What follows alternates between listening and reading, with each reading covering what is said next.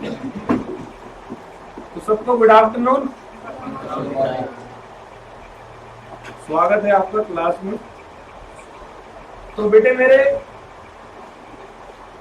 हमारा कौन सा चैप्टर अभी चल रहा है?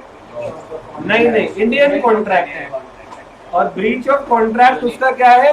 Unit number 5।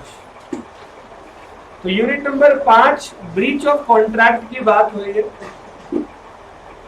तो सबसे पहले अभी तक हमने ब्रीच ऑफ कॉन्ट्रैक्ट में जो पढ़ा है उसको एक बार रिवाइज कर लेते हैं और फिर आज की क्लास को हम शुरू करने वाले हैं। आज कोशिश करेंगे ब्रीच ऑफ कॉन्ट्रैक्ट हमारा खत्म तो नहीं हो पाएगा, इसका एक टॉपिक क्वांटम वेरिएट है वो बचेगा। कितने लेक्चर हमारे हो चुके हैं ब्रीच ऑफ कॉन्ट्रैक्ट के? आई थिंक 2 लेक्चर हमने कर लिए, ठीक है। 1.5 के आसपास और बचा हुआ ब्रीच ऑफ कॉन्ट्रैक्ट खत्म होगा, ठीक है जी। स्टार्ट कर रहा हूं मैं। तो ब्रीच ऑफ कॉन्ट्रैक्ट का मतलब मैंने आप लोगों को क्या बताया था? ब्रीच मतलब तोड़ना। क्या टूट रहा है? कॉन्ट्रैक्ट टूट रहा है। कौन तोड़ रहा है? सर डिफेंडेंट पार्टी, है ना। और डिफेंडेंट पार्टी ने जब अपने प्रॉमिस को परफॉर्म करने से साफ साफ इनकार कर दिया बिना किसी रीजन के, बिना किसी सफिशिएंट रीजन के, तो ऐसे में कहा जाएगा कि उसने ब्रीच ऑफ कॉन्ट्रैक्ट किया। और जिसने ब्रीच ऑफ कॉन्ट्रैक्ट किया है वो हमारी कौन सी पार्टी होगी? वो डिफेंडेंट पार्टी होगी। और जिसके साथ में ब्रीच ऑफ कॉन्ट्रैक्ट किया है उसको आप एग्रीव्ड पार्टी के नाम से जानते हैं। ब्रीच ऑफ कॉन्ट्रैक्ट हमारे 2 टाइप के होते हैं, एक होता है एक्चुअल ब्रीच ऑफ कॉन्ट्रैक्ट और एक होता है anticipatory breach of contract. Actual breach of contract का मतलब एक ऐसा ब्रीच ऑफ कॉन्ट्रैक्ट जिसमें पार्टी ने कौन सी डेट पर मना किया? सीधा ड्यू डेट पर धोखा दे रहा। और एंटीसिपेटरी ब्रीच ऑफ कॉन्ट्रैक्ट ऐसा ब्रीच ऑफ कॉन्ट्रैक्ट है जिसमें पार्टी ने मना तो किया लेकिन ड्यू डेट पर मना नहीं किया, वो ड्यू डेट से पहले ही मना कर दिया। हल्का सा जिसका नुकसान हुआ है उसको थोड़ा रिलीफ मिल जाता है, लेकिन नुकसान तो हुआ ही है ना उसका। अब दोनों ही सिचुएशन में एग्रीव्ड पार्टी पर डिफेंडेंट पार्टी के अगेंस्ट में लीगल एक्शन लेने का जो है वो अधिकार है। दोनों सिचुएशन में अधिकार है। आगे बात समझ। अब जब अधिकार दोनों सिचुएशन में हो तो क्वेश्चन ये है कि लीगल एक्शन लिया कब जाए। तो एक्चुअल ब्रीच ऑफ कॉन्ट्रैक्ट में लीगल एक्शन लिया जाता है हमेशा ड्यू डेट या उसके बाद, क्योंकि पार्टी ने मना कब किया है? ड्यू डेट पर किया। और एंटीसिपेटरी ब्रीच ऑफ कॉन्ट्रैक्ट में एग्रीव्ड पार्टी के पास 2 ऑप्शन हो जाते हैं, या तो वो क्या करे, या तो वो वेट कर ले कब का?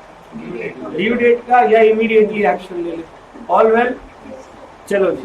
तो ब्रीच ऑफ कॉन्ट्रैक्ट जब हो गया तो ब्रीच ऑफ कॉन्ट्रैक्ट होने पर अब पार्टी के पास क्या अधिकार है जिसके साथ में ब्रीच ऑफ कॉन्ट्रैक्ट हुआ?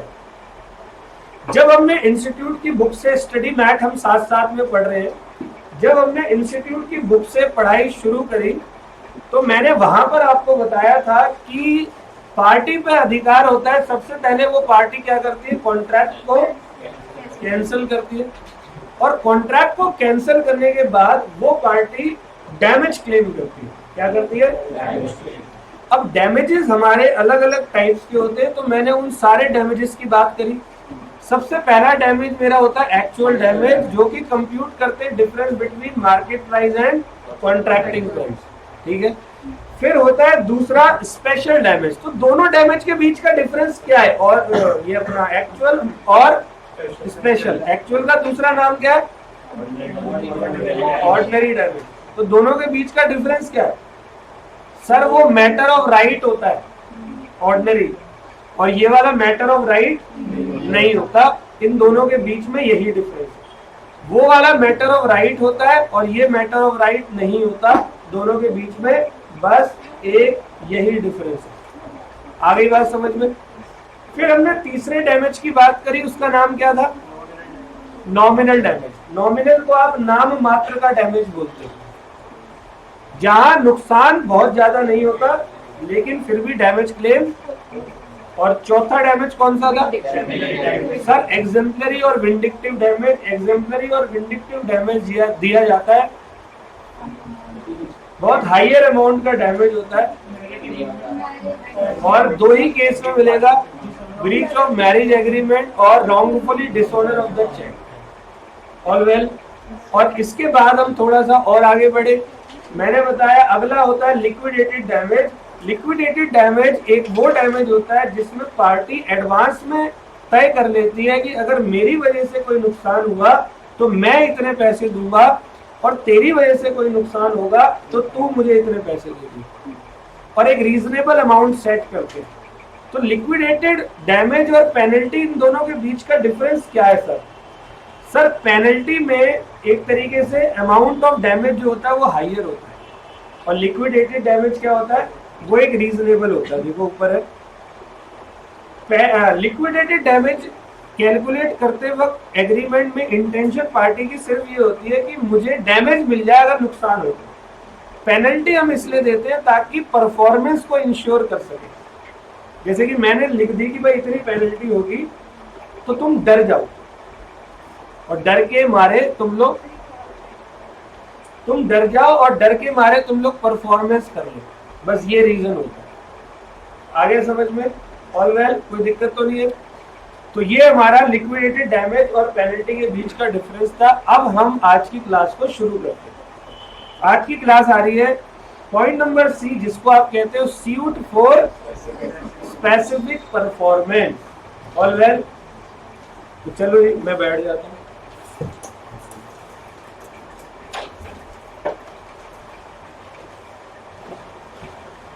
तो सूट फॉर स्पेसिफिक परफॉर्मेंस क्या है सर?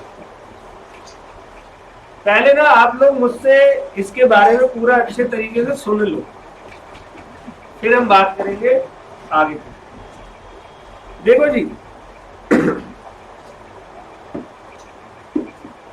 मैंने और आपने एग्रीमेंट किया, आपने मुझे परफॉर्म करने से मना कर दिया, या तो ड्यू डेट पर किया या ड्यू डेट से पहले कर दिया।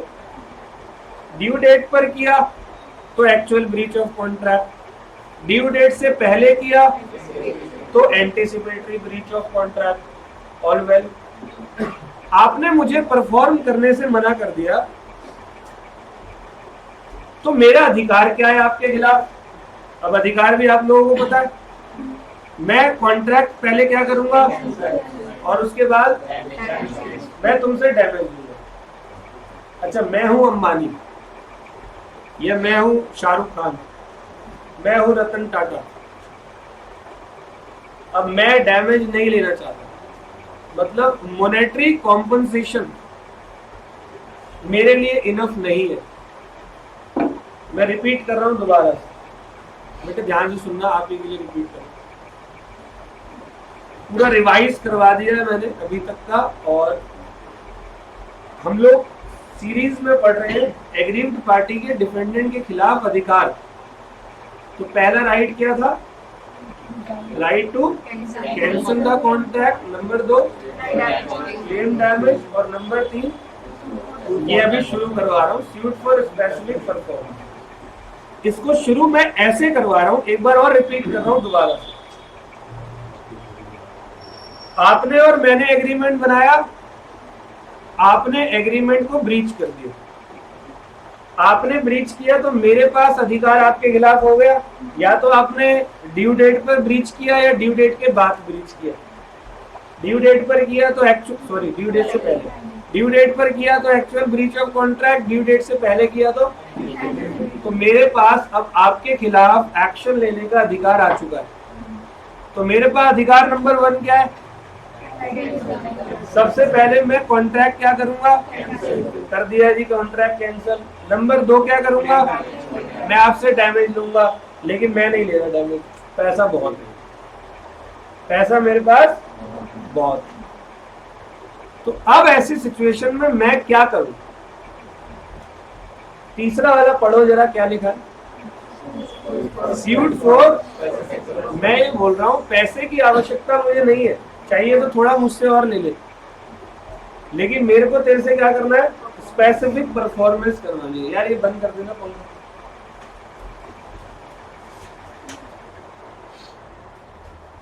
गर्मी लगे तो संभाल लेना। एसी अभी 2-4-5 दिन बाद चलाएंगे, वरना अभी मौसम इतना भी गर्म नहीं हुआ। ठीक है, अब आएगी आवाज। अभी ऐसा लग रहा था आवाज मेरी आधे रास्ते से वापस मेरे पास आ रही थी। सुनना जरा। तो सूट फॉर स्पेसिफिक परफॉर्मेंस का टॉपिक ये कहता है कि जहां पर जो मॉनेटरी कॉम्पनसेशन होता है ना वो इनफ नहीं है, मतलब बंदे को मॉनेटरी कॉम्पनसेशन से कोई लेना देना नहीं है। यहां मैं आपको, मैंने पिछले वाले सेशन में एक यहाँ पर एग्जांपल दिया था, वही एग्जांपल को मैं रिपीट करूंगा यहाँ पर। अगर किसी बच्चे को, क्योंकि कुछ ओल्ड बच्चे भी बैठे हुए उनको पता हो तो बीच में बोलना मत, तो सब सुने। मैंने बोला ही नहीं कुछ। It's fine. Good afternoon. Late क्यों आ रहे हो बेटे? लेट नहीं आना, 1:30 बजे की क्लास है, 1:30 बजे आओ। अब सब सुनो कि ध्यान से सुनना। आपने ये बसेस देखी है बाहर, ऑरेंज कलर की बसेस चलती है, क्लस्टर वाली, जिसमें तुम लोग चढ़ के टिकट लेते नहीं हो। लड़कियों की लगती नहीं, लड़के लेते नहीं है क्योंकि वो बुर्का पहन के जाते ये क्लस्टर बसेस है ना, ये गवर्नमेंट और प्राइवेट का एक मिक्सचर है, कॉम्बो। ठीक है, गवर्नमेंट और प्राइवेट दोनों का है। तो ये क्लस्टर बसेस की कुछ बात बता रहा हूँ। एक दिल्ली में पहले बसेस चलती थी, ब्लू लाइन, किलर लाइन बोलते थे उसको। कभी गूगल पे सर्च मारना, आप लोग बहुत छोटे थे याद नहीं होगा, 2011 तक चलती थी, किलर लाइन बोलते थे वो। दिन में अगर रोड पे चल गई तो एक आधा बंदा मार के रुकती थी, वो बिना मारे नहीं रुकती। किलर लाइन बोलते थे इसको, ब्लू लाइन दिल्ली में चलती थी। ठीक है, तो वो बस जो है दिल्ली के अंदर चलती थी।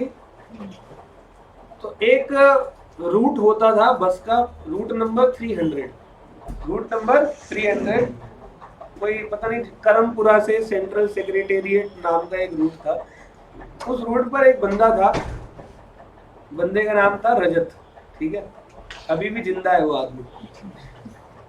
अब वो रजत भाई उस गाड़ी में ना काम करता था, वो कंडक्टर वगैरह नहीं होते, कंडक्टर, और वो फिर सीनियर हो गया थोड़ा सा, फिर ड्राइवर बन गया वो सीनियर होके। वो पढ़ा लिखा बंदा था, उत्तर प्रदेश से आया हुआ, दिल्ली आया, कोई काम वाम नहीं मिला, उसने बस में काम कर लिया। बस में क्या हुआ, बस में उसको एक लड़की से प्रेम हो गया। मैं शॉर्टकट में बता रहा हूँ क्योंकि मुद्दे पे आना है मुझे। एक लड़की से प्रेम हो गया, वो लड़की अच्छे परिवार से, अच्छे बैकग्राउंड से थी, तो दोनों में लव अफेयर हो गया। तो दोनों ने शादी करने की सोची। शादी करने की सोची तो लड़की का भाई था बड़ा वाला, वो मुंबई में रिलायंस कंपनी में काम करता था। बेटे डिस्टर्बेंस हो रही है मुझे थोड़ी सी। रिलायंस कंपनी में काम करता था। उसने कोई ऐतराज नहीं जताया, कह रहे कोई बात नहीं, दोनों शादी कर लो। लेकिन लड़का बस का कंडक्टर, ड्राइवर। अब लड़के के भाई ने बोला एक काम करो, तुम्हारा कोई मैं काम खुलवा देता हूँ अपनी तरफ से, दहेज समझ लो, गिफ्ट समझ लो, जो मर्जी समझ लो। तो लड़का कह रहा भाई मुझे तो कुछ आता नहीं, एक काम करो मुझे एक बस दिलवा दो। है, उसने वहीं से सूर्यवंशम देखी थी उसने एक बस ले ली उसी रूट पे, 300 नंबर पे। बस का नंबर था रूट नंबर 300, और जो बस का नंबर होता है वो था 2121, 2121। ठीक है, क्या होता है कभी कभी ना आदमी को फल जाता है लोहा, ऐसे कहते हैं कि लोहा फल जाता। उसने एक गाड़ी से 2 गाड़ी बनाई, बस 2 से 3 4 देखते देखते 10-11 बस बन गई 1-2 साल के अंदर। बड़ी मेहनत करी उसने। फिर उसने अपनी लाइफ की पहली कार खरीदी, और वो ऑल्टो थी। उस समय पर ऑल्टो खरीदी। ऑल्टो का नंबर 2121 उसने अथॉरिटी से लिया, रिश्वत देके।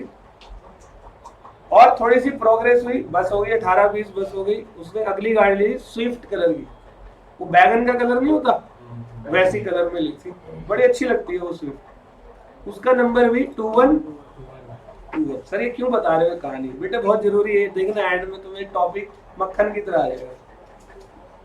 अब क्या हुआ कि और प्रोग्रेस हो गई। ये बातें मैं बता रहा हूँ 2005-6 की, 5-6 से और ये बढ़ता गया 2008 तक। उसके बाद 30-35 ब्लू लाइन बसेस हो गई। एक बस से डेली का 5-6 हज़ार रुपये आता था उस टाइम। मतलब डेली की उसकी इनकम लगभग 1.5 से 2 लाख रुपए उस दिन उस टाइम की थी। फिर उसने एक गाड़ी और की, तो गाड़ी बड़ी लेंगे, जब इतनी बड़ी बस चलती है तो गाड़ी भी बड़ी लेंगे। तो उसने दे के जा बेटा फटाफट, उसने बड़ी सी गाड़ी ली। अब ली उसने गाड़ी फॉर्च्यूनर, मेरी फेवरेट गाड़ी। साउथ की फिल्मों में विलन वही लेके घूमते ना, तो फॉर्च्यूनर गाड़ी ली। उसका नंबर भी उसने अथॉरिटी से लिया 2121, मतलब वो फेवरेट नंबर था। एक्चुअली उसका डेट ऑफ बर्थ है 21 जुलाई। फोन नंबर के एंड में भी 2121 है। मुझे लगा बीवी को भी 21 ही बोल के बुलाता हूँ। अब क्या हुआ, ब्लू लाइन बसेस बंद होगी 2011 में। बंद होने के बाद उसने, अब पैसा बहुत हो चुका था, तो उसने गवर्नमेंट का एक प्रोजेक्ट स्टार्ट हुआ क्लस्टर का। ये जो ऑरेंज वाली बसेस थी, यहाँ पर ये नेहरू स्टेडियम है, उसके फ्लाईओवर के नीचे देखना एक बहुत बड़ा सा डिपो है, वो उसी का है जिसमें बात कर रहा हूँ। ठीक है, तो करीब 400-500 गाड़ी है। तो बेटे बैठ जाना, क्या हो गया। तो क्या हुआ, ध्यान से सुनना, अब वो मुद्दा आ गया, टॉपिक जो मैं कह रहा हूँ। अब ना 21 नंबर एक तरीके से उसका क्या है, फेवरेट लकी नंबर मान के चलता है। मेरे बहुत अच्छे जानकार है, थोड़ी उम्र में बड़े हैं, बहुत ज्यादा नहीं, 40 की उम्र होगी, मेरी 18 की है। ठीक है, तो एक दिन फोन आता है मेरे पास, कह रहे दीपक कहाँ है। मैंने कहा मैं क्लास में हूँ। कह रहा यार चलते हैं, कहीं काम है। मैं कहा ठीक है, मैं आता हूँ शाम को। करोल बाग में उनका घर, तो मैं चला गया करोल बाग। तो अपनी गाड़ी में बिठा के मुझे लेके गए। एक जगह है वहाँ पर करोल बाग में, राजेंद्र नगर, ओल्ड राजेंद्र नगर, काफी पॉश एरिया। वहाँ गए, एक घर था, घर का नंबर था 21 ओल्ड राजेंद्र नगर। वो चले गए उस घर के अंदर। कह रहा यार ये घर खरीदना है। तो खरीद लो, फिर मुझे क्यों बुलाया। अंदर गए तो एक बुजुर्ग थे, हस्बैंड वाइफ, ओल्ड एज थे, और उनके बच्चे यूएस वगैरह में रहते थे। वैसे ये जितने पॉश एरिया उनके बच्चे यूएस में ही है, माँ बाप यहाँ रहते हैं, रखवाली के लिए कुत्ता होता है घर में, और वो यूएस में रहते हैं ज्यादातर घरों में, मैंने देखा। तो सीधा उसने ऑफर दिया, घर में घुसा, कह रहे घर खरीदना है। पागल था पूरा। तो अंकल कह रहे पागल है क्या, ऐसे कौन खरीदता है घर। तो कह रहे नहीं मुझे अच्छा लगा, मुझे खरीदना है। अंकल कह रहे नहीं मैं नहीं बेचना चाहता। मैंने कहा बेच दो। तो उस टाइम मार्केट रेट उस घर का 5 करोड़ रुपए था। तो उन्होंने कहा बेच दो, क्या दिक्कत है। कह रहे नहीं मैं नहीं बेचूंगा, मेरे निशानी है माँ बाप की। कह रहा 6 करोड़ ले लो। कह रहा मैं नहीं बेचूंगा, 7 ले लो। मैं नहीं बेचूंगा, 10 ले लो। क्या नहीं बेचूंगा, 12 ले लो। अब अंकल टेंशन में आ गया, भाई ये फिल्म तो नहीं चल रही कोई। 13 ले लो, क्या दिक्कत है। अंकल कह रहा बस रुक जा, हो गया बात, इससे ज्यादा मैंने कभी नहीं देखे। अंकल के साथ एग्रीमेंट हो गया 13 करोड़ रुपए में उस घर को खरीदने का। क्या हुआ, एग्रीमेंट, ठीक है, डन। तो बयाना देकर आ गए 2 लाख रुपए। 2 लाख रुपए कैश लेके गए थे। बयाना देते हैं ना, पगड़ी बोलते हैं इसको, पंजाब में पगड़ी बोलते हैं, और यहाँ पर बयाना है, पगड़ी की बात है। वो 2 लाख रुपए दे दिए। तो बात हो गई, डील हो गई, अगले हफ्ते पेपर नाम कराएंगे, 13 करोड़ रुपए में घर, 5 करोड़ का चेक दूंगा, बाकी कैश। ठीक है जी। अब क्या हुआ, एक हफ्ते बाद वो अंकल जी बुलाते हैं घर पे, हम जाते हैं। वो कह रहे मैं नहीं बेचूंगा, मेरा मन नहीं है बेचने का, ये वो। तो वो कह रहे भाई क्यों नहीं बेचोगे आप, आपने मेरे से क्या किया है। तो परफॉर्मेंस की डेट पर बुलाया था, तो जिस दिन परफॉर्म करना था अंकल ने मना कर दिया। कौन सा breach of contract, actual breach, uncle ने मना कर दिया। तो अब इस बंदे पे क्या अधिकार है, right to cancel the contract और क्लेम फॉर डैमेज। में क्या मिलता है, मॉनेटरी कॉम्पनसेशन। इसको क्या कमी है, जो 5 करोड़ के घर के 13 करोड़ रुपए देने को रेडी हो गया, वो क्या डैमेज लेगा। उसने अंकल से बोला अंकल देखो मैं आपके ऊपर केस करूंगा स्पेसिफिक परफॉर्मेंस के लिए, पैसे की कमी नहीं है। 14 करोड़ बोलो अभी दूं, 1 करोड़ और ले जाओ, पैसा बहुत है। अंकल कह रहे यार ये तो गलत बंदी से मैं भिड़ गया। भाई साहब आज वो उसी घर में रहता है। 21 नंबर में वो घर अंकल को बेचना पड़ा, क्योंकि इसने बोला कि मैं तेरे ऊपर केस करूंगा। क्यों, सूट फॉर स्पेसिफिक परफॉर्मेंस की जरूरत कब पड़ती है? जब मॉनेटरी कंपनसेशन इनफ बंदे को नहीं लगता। आगे बात समझ? तो होता नहीं कभी हम लोग भी आपस में घर भर में दोस्तों में लड़, अब तो तू यही करेगा, मुझे नहीं पता, तू ही करेगा अब इसको। होता नहीं कभी कभी ऐसा, घर में मम्मी भिड़ जाती है, झाड़ू तू ही लगाएगा सारे। और खासकर जिस घर में वो सास हो और मम्मी हो, बीवी हो और बेटा हो, तो बेटा वो पिसता है बीच में, बिल्कुल खतरनाक लेवल का। बीवी लड़ रही होती सास से, सास उससे, और दोनों सेंटर पॉइंट किसको बनाते हैं? बेटे को। बहुत ही खतरनाक। एक बार एक पति होता है, वो लेट हो जाता है, 2-2:30 बज जाते हैं आने में, तो उसकी बीवी बड़ी चिंतित हो जाती है, परेशान हो जाती है। तो उसकी वाइफ जो है अपनी मम्मी को फोन करती है, और देखना उनकी मम्मी की केयर कितनी है। वो अपनी मम्मी को फोन करके बोलती है कि वो अभी तक आए नहीं है, 2-2:30 बज गए, मुझे पक्का पता है कि इस बंदे का अफेयर है कहीं। उसकी मम्मी कह रही नहीं बेटे, वो बहुत अच्छा आदमी है, मान ही नहीं सकती उसका अफेयर होगा। एक बार कहीं पता कर ले, क्या पता ट्रक व्रक के नीचे आके मर गया हो, अफेयर नहीं होगा। केयर देख रहे हो उसकी, कितना भरोसा करती है वो अपने दामाद पे। चलो जी, तो मेरी कहानी नहीं है, मैं मेरी सास बड़ी अच्छी है। ठीक है, आगे बढ़े। तो सूट, अभी वीडियो रिकॉर्डिंग चल रही है, आगे बढ़ते हैं। सूट फॉर स्पेसिफिक परफॉर्मेंस, तो लिखे इसके अंदर, इट मींस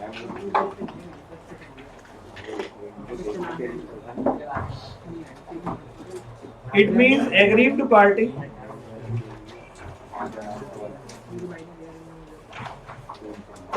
ask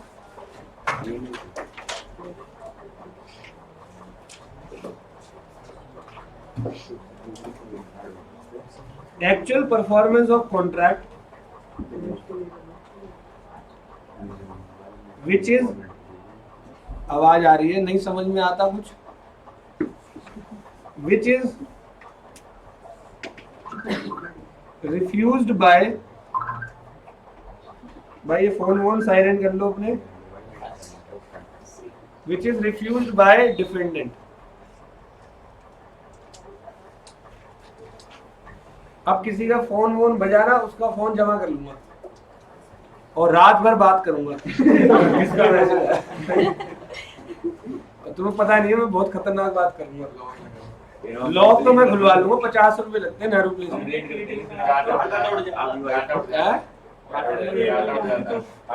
लॉक खोल ले, ना ना ना, मेरे पास है, मुझे पता है कि लॉक कैसे खोलना। एक पिस्टल है मेरे बैग में, एक मारूंगा सर के, लॉक खोल अपने आप कर लेगा। कन्वर्जन करेंगे तेरे साथ। चलो आगे, इट इज ग्रांटेड ओनली इन, तो ये कब मिलता है? ये समझ में आ गया ना ऊपर जो लिखा? It means aggrieved party ask actual performance of contract which is refused by whom? Defendant. It is granted only in, आगे लिखो,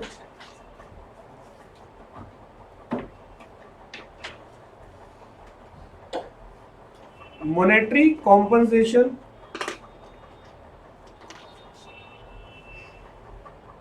is not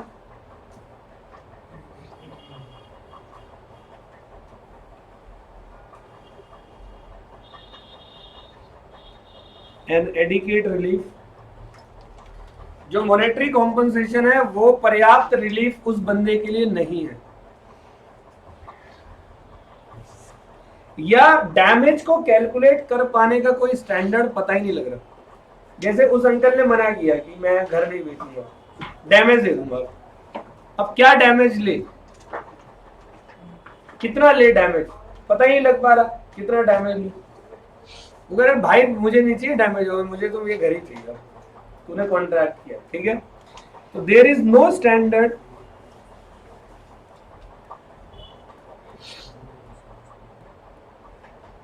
for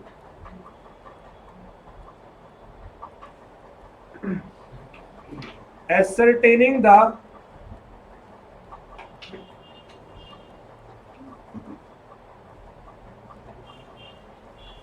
actual damage को पता करने का कोई स्टैंडर्ड नहीं है।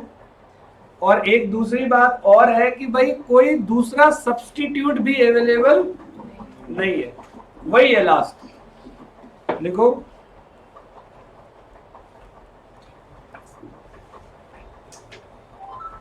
There is no exact substitute or alternative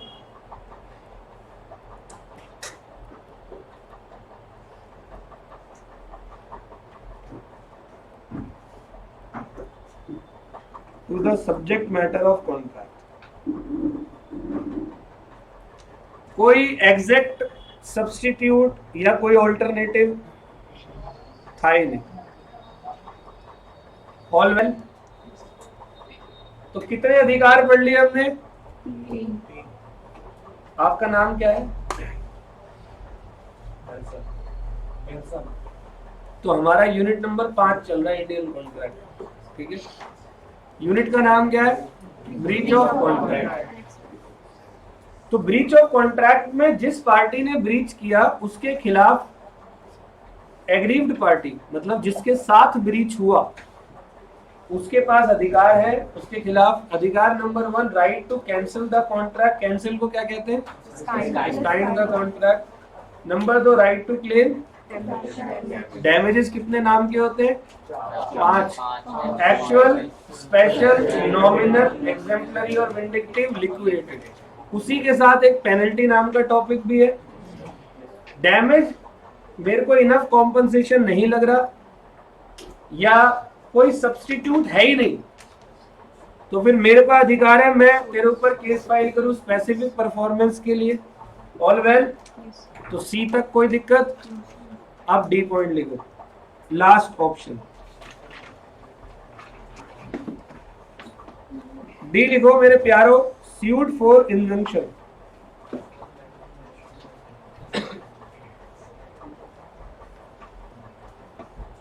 suit for injunction, ये वो वाला इंजेक्शन नहीं है जो तुम्हें लगा था बचपन में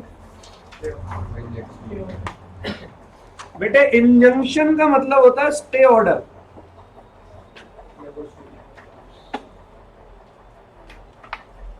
क्या होता है इसका मतलब? Stay order.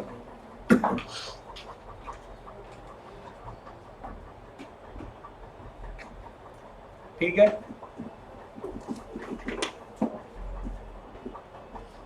आज से तुम्हारे को होमवर्क भी मिला करेगा थोड़ा थोड़ा सा। ठीक है, क्लास के बाद याद दिला देना कि सर होमवर्क देना। मुझे पता कोई याद नहीं दिलाएगा, मुझे खुद ही देना पड़ेगा। सर मैं दिला दूंगा। हाँ, होमवर्क जरूर मिलेगा आज। या अभी का सब सुन लो। यूनिट नंबर 1 लगभग सबका पूरा है। जिसका पूरा नहीं है, अगर उसको अभी ताजा ताजा देखना है तो ताजी वीडियो अपलोडेड है, वो आप देखो। यूनिट नंबर 1 में से मैं आपको 2-3 केस स्टडीज है उसका होमवर्क दे रहा हूँ, ध्यान से सुनना। लिख लो, मैं बोल रहा हूँ आप लोग, सब लोग लिखेंगे।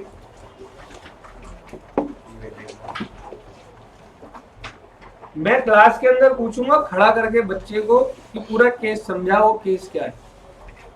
एक लिखो, लालमन शुक्ला वर्सेस गौरी दत्त। लालमन शुक्ला वर्सेस गौरी दत्त, ये जनरल ऑफर का केस है। Sorry offer must be communicated का केस है। लालमन शुक्ला वर्सेस गौरी दत्त लिख लिया। एक नंबर 2 लिखो, Boulton versus Jones. BOULTON versus JONES। ये 2 केसेस अगली क्लास में पूछूंगा। इन दोनों की वीडियो अपलोडेड है। बोल्टन वर्सेस जोन्स की अभी डाली है मैंने, कुछ दिन पहले ही डाली है। आप लोग क्या करेंगे, दोनों की वीडियो को देख लो, अपने नोट्स तैयार कर लेना किसी साइड में। ठीक है, ये आपका होमवर्क है। मैं क्लास के बीच में कभी भी उठा के पूछूंगा। तो अब से हर क्लास में होमवर्क आप लोगों को करके आना है, और कोई भी लाइटली मत लेना, किसी भी प्रकार से जरूर करके आना। देखो, करने को मैं तुम्हारा कुछ नहीं करूंगा, ज्यादा से ज्यादा डांट दूंगा, लेकिन तुम्हारी ऑब्लिगेशन है होमवर्क पूरा करना है, क्योंकि पास तुम्हें होना है। तो आप सब लोग ये दोनों काम करके आएंगे, और अगली क्लास में आते ही मैं पहले इसको सुनूंगा, 2 4 5 बच्चों से सुनूंगा, और फिर हम आगे बढ़ेंगे। डाउट होगा तो बताऊंगा, ठीक है? डन है? चलो वापस आ जाओ। Suit for injunction. तो इंजंक्शन का मतलब क्या होता है मेरे प्यारो? Stay order. कोई बताएगा स्टे ऑर्डर का मतलब? रोक लगा देना, स्टे लगा देना। एक एग्जांपल सुनो सबके सब बहुत अच्छे तरीके से। क्या हुआ कि कोई एक प्रॉपर्टी है, चलो प्रॉपर्टी का बाद में देते हैं। मान लो कि मैं आज एक फिल्म बना रहा हूं, मैंने फिल्म बनाने का सोचा, I am the producer and my name is, कोई अच्छा प्रोड्यूसर, संजय लीला भंसाली, सुना है नाम? या राजकुमार हिरानी तो सुना ही होगा, नहीं सुना? तो एग्जाम्पल मत सुन जाओ। जिसकी एक फिल्म आई है डंकी, उससे पहले 3 इडियट्स, पीके, लगे रहो, मुन्ना भाई, मुन्ना भाई, मतलब अच्छी अच्छी फिल्में उस बंदे ने दी।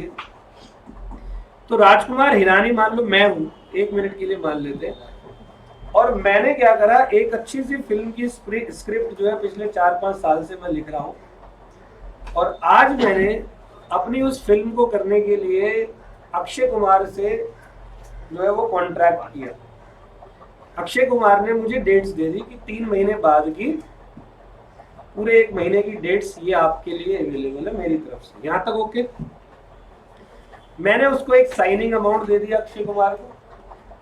अब हम दोनों के बीच में एग्रीमेंट बनकर तैयार है। अक्षय कुमार अपनी दूसरी फिल्मों की शूटिंग कर रहा है, और इस बीच में मैं क्या कर रहा हूँ? क्या लगता है शूटिंग बस सुबह सुबह 8 बजे जाओ, सेटअप लगाओ, 8:30 बजे बोलो कि चालू हो जाओ? अरे बेटे, प्री प्रोडक्शन होते हैं, 4-4 5-5 महीने पहले से काम चालू हो जाता है। शूटिंग की लोकेशन, ये वो, मतलब हजारों करोड़ के खर्चे, मतलब 10 करोड़ 15 करोड़ 20 करोड़ के खर्चे तो पहले ही हो जाते हैं। तो वो अपना काम कर रहा होगा, मेरी शूटिंग 3 महीने बाद से शुरू है, तो 3 महीने के अंदर मैंने सारा बिल्कुल अदर एक्टर्स फाइनलाइज करे, सिंगर्स फाइनलाइज करे, प्लेबैक, म्यूजिक डायरेक्टर्स वगैरह, लोकेशन, लाइन प्रोड्यूसर से बात करी। लाइन प्रोड्यूसर्स होते हैं जो लोकेशन प्रोवाइड करते हैं, उन सबसे मैंने बात कर ली, कईयों को पेमेंट दे दी, सब कुछ हो गया। शूटिंग की आज डेट थी, सुबह 8 बजे अक्षय कुमार ने टाइम दिया, मैं पहुंच जाऊंगा। और अक्षय कुमार टाइम का पंक्चुअल भी है, ऐसा बताते हैं। हाँ यस सर, जैसे बगल में घर उनका है, वो बताते हैं कि वो पंक्चुअल है। अब 8 बज गए, राजकुमार हिरानी वेट कर रहा है, मैं वेट कर रहा हूँ, 9 बज गए, 10 बज गए, आए नहीं साला। अब पता है, एक दिन अगर शूटिंग ना हो तो एक ही दिन में करोड़ों का नुकसान हो जाता है, क्योंकि एक दिन में खर्चा ही करोड़ों का हो जाता है। एक मैं इंटरव्यू देख रहा था, कोई सिंगर है, तो उसका नाम तुम लोग बता दोगे, उस गाने का लाइन में बता रहा हूँ, लगती पंजाब दी है ऐसी कुछ। हाँ, गुरु रंधावा। देखा, मैं तो पता नहीं 2-4 यहाँ आशिक बैठे होंगे, तो 2-4 गुरु रंधावा का वो अभी एक कोई वीडियो था, बहुत हिट हुआ है वो, कुछ 1 करोड़ रुपए एक ही दिन में शूट हुआ था, 1 करोड़ का खर्चा हुआ। एक ने 2-3 करोड़ बताया, 2-3 करोड़ रुपए खर्चा एक दिन की शूटिंग पे। तो भाई इतना सारा खर्चा शूटिंग पर हुआ है। अब अक्षय कुमार का इंतजार हो रहा है, वो सारे के सारे लाइन मैन, कैमरा मैन, सारे मेकअप वाले, खाने पीने, केटरिंग वगैरह सब इंतजार कर रहे, अक्षय कुमार आए नहीं। अब गया राजकुमार हिरानी उसके घर पे, तो वो घर पे भी नहीं था। घर पे वो थी, उसकी वाइफ का नाम क्या? 3 करोड़ कह रही, वो तो आए नहीं परसों से, पता नहीं कहाँ। अब राजकुमार हिरानी को पता लगा कि ये अक्षय कुमार ने इसी सेम शेड्यूल में करण जौहर को टाइम दे दिया, उसकी फिल्म में जाके वो एक्टिंग कर रहा है। कुछ कुछ नहीं होता में, ठीक है, पार्ट 2 है ना, कुछ कुछ होता है कि वो कह रहा राजकुमार हिरानी, साले तू कैसे कर सकता है, तूने तो मेरे को टाइम दिया। तो अब एक बात बताओ, यहाँ पे राजकुमार हिरानी अक्षय कुमार से क्या यहाँ डैमेज लेगा? अरे पैसे की यहाँ पैसों में बात नहीं होती, चाहिए तो 1-2 करोड़ और ले जा तू मेरे से।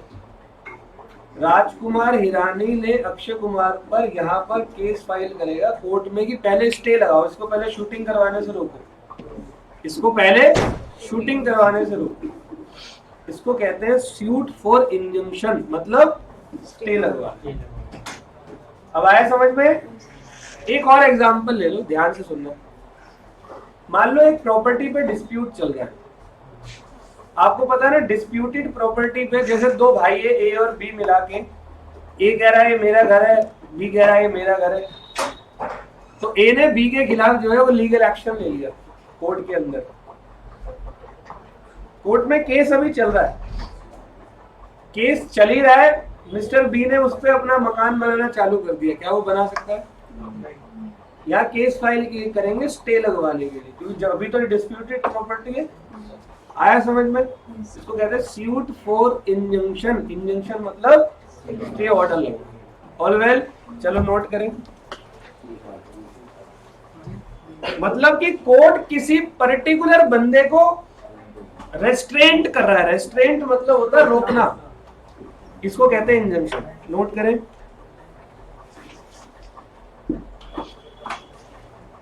Injunction in an order of court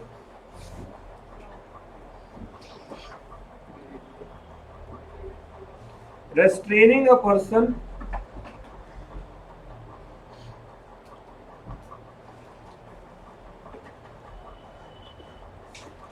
from doing a particular act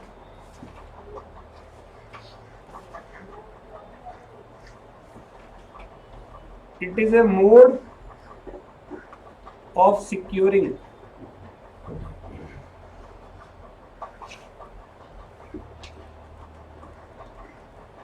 the specific performance। मैं स्पेसिफिक परफॉर्मेंस को सिक्योर करने के लिए काम कर रहा हूं। Of the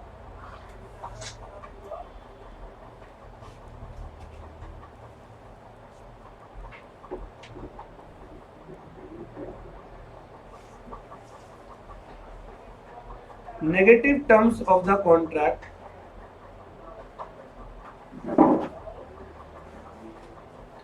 that is where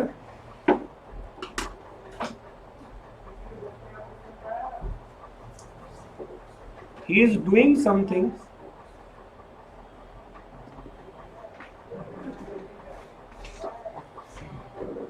which he promised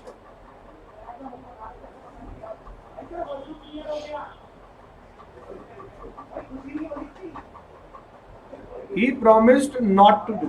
मतलब किसी को हम स्टे इसलिए लगवा रहे हैं क्योंकि वो बंदा वो काम कर रहा है जो उसने ना करने के लिए बोला था। ऑल वेल, एक एग्जाम्पल लिख लेते हैं जरा इसका। कंगना रनौत को जानते हो? सब जानते हो? उसी का लिखो।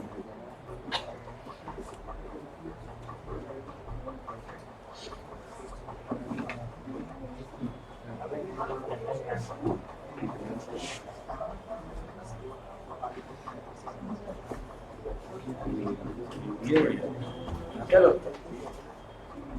लिख लो। Kangana Ranaut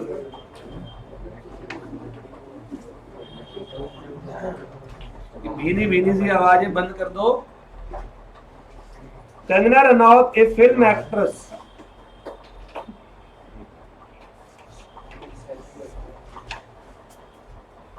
agreed to act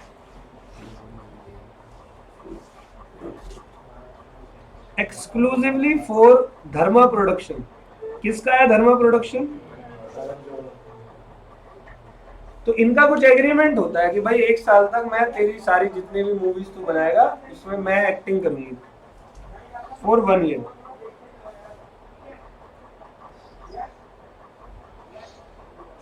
during the year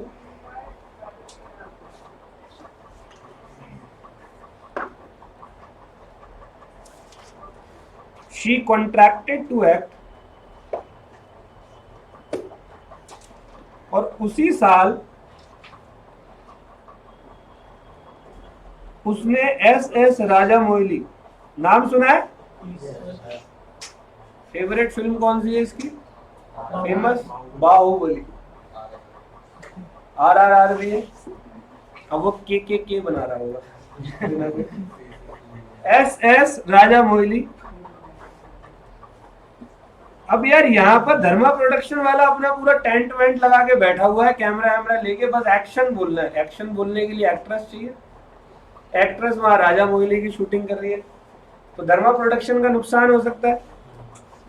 अब डैमेज कुछ नहीं लेना, पहले तो इसको रोके कि ये वहां पर शूट, समझ गए? तो इसके लिए केस फाइल किया, सूट फॉर इंजंक्शन। तो लिखो शी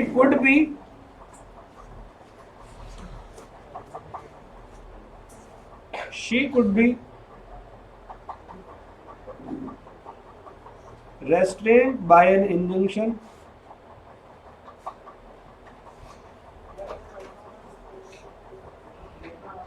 from acting for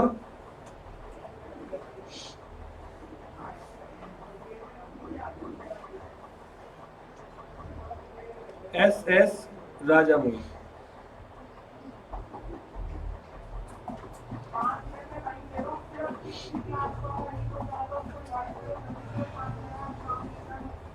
ठीक है, एक और पॉइंट है, डी तक हो गए। अब जो हम करने वाले हैं ये आपके लिए बड़ा इंपॉर्टेंट है, पेपर में आने लायक क्वेश्चन है यहाँ से, ठीक है? ई पॉइंट लिख लो, पहले समझाऊंगा पूरा ई पॉइंट।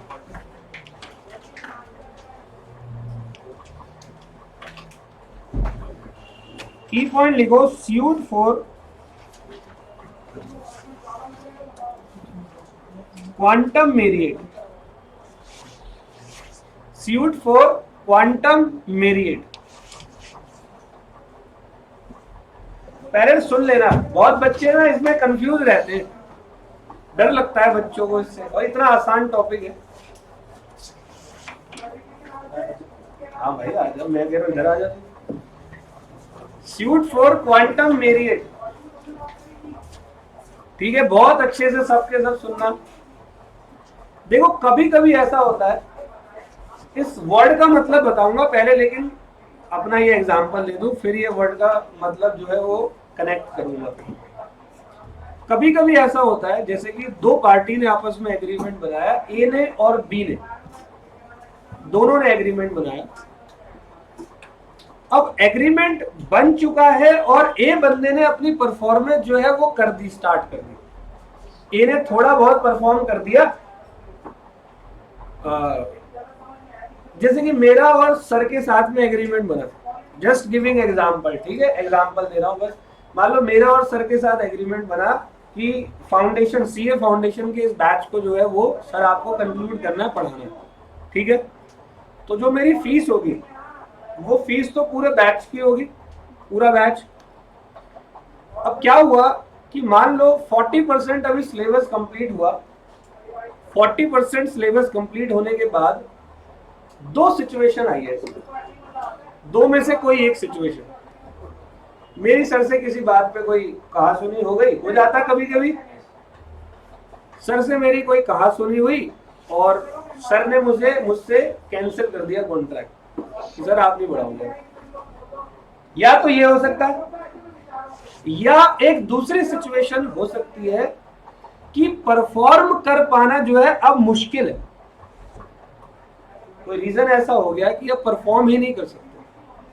जैसे मान लो कानून ही चेंज हो गया, institute of chartered accountant of India ने नोटिफिकेशन जारी करी कि सब बच्चे लॉ में पास, पढ़े बिना। तो अब क्लास में कितने आएंगे? नॉलेज लेने तो मेरे ख्याल से कोई नहीं आएगा इस सिलेबस में। आएगा कोई नॉलेज लेने? है कोई तुम में से यहाँ बैठा हुआ नॉलेज लेने आए? बेटा झूठ बोल रहे हो, 2-3 दिन के लिए आओगे, वो भी नहीं आओगे। नॉलेज लेने बैठोगे तुम 4 घंटे डेली, है? समझ गए? मान लो इंस्टीट्यूट ने बोल दिया भाई लॉ, मतलब सीधा बोल दिया लॉ का सब्जेक्ट ही नहीं है, चलो हम हटा रहे हैं सब्जेक्ट, जो पढ़ चुके हैं उनको लॉ में पास। अब बताओ, मैंने तो 40% पढ़ा दिया था और कल से क्लास होगी नहीं।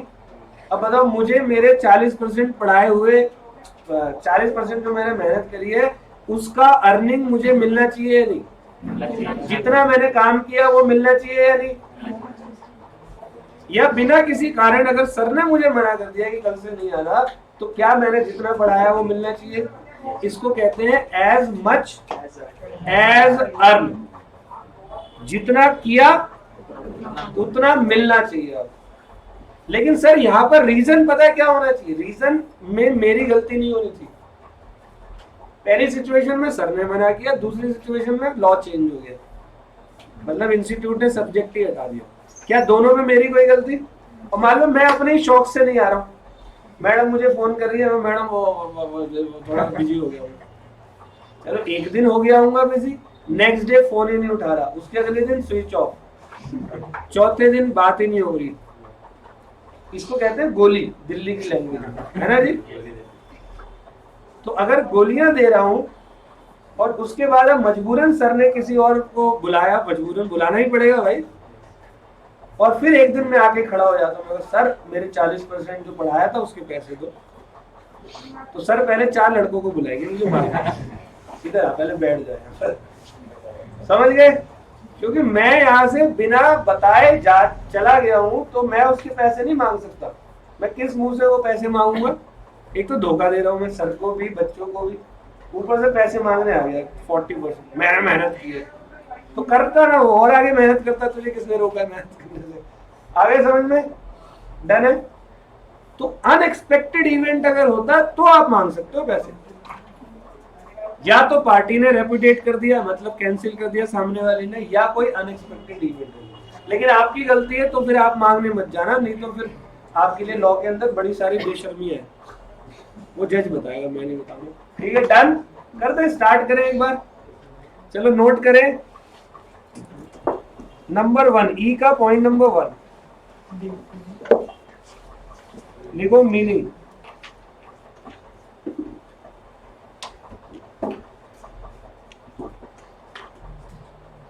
इसका मीनिंग होता है as much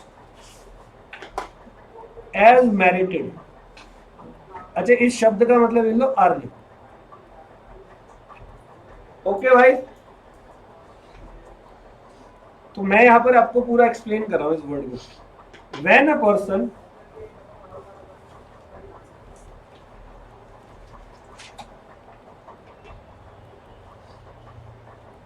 has done some work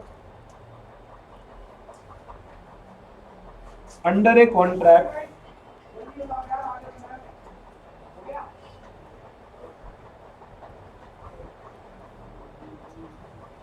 and other party either number 1 repudiate the contract or number 2 some unexpected event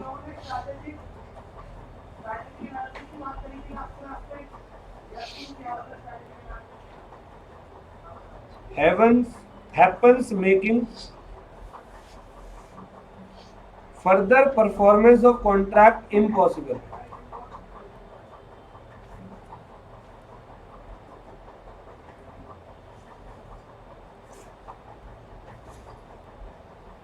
further performance of contract क्या है? इम्पॉसिबल है।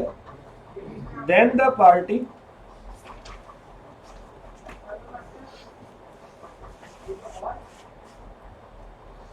who performed the work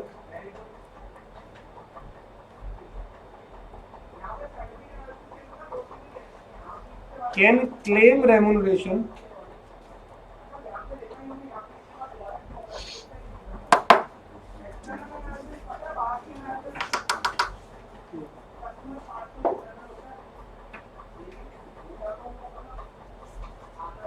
for work done.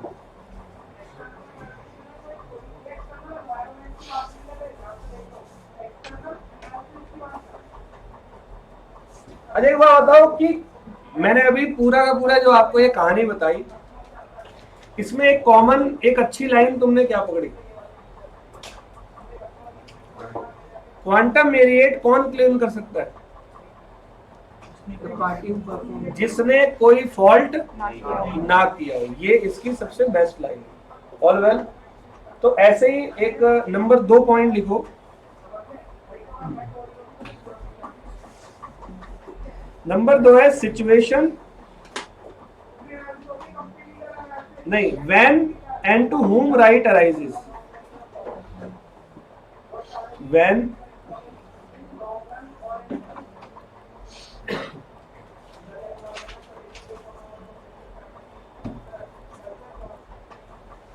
and to whom right arises। तो ये right कब और कौन बंदा use कर सकता है इस अधिकार को? तो number 1, the original contract must have been discharge.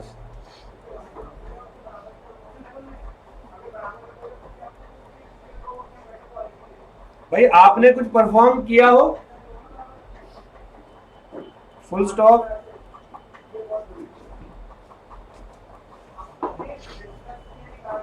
If original contract exist,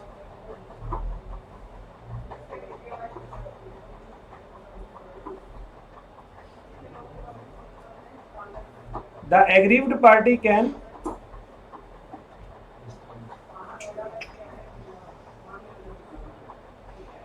resort to damage। तो वो बंदा क्लेम नहीं कर सकता, he cannot claim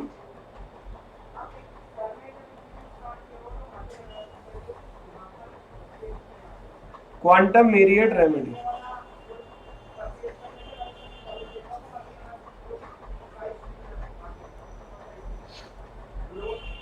all well.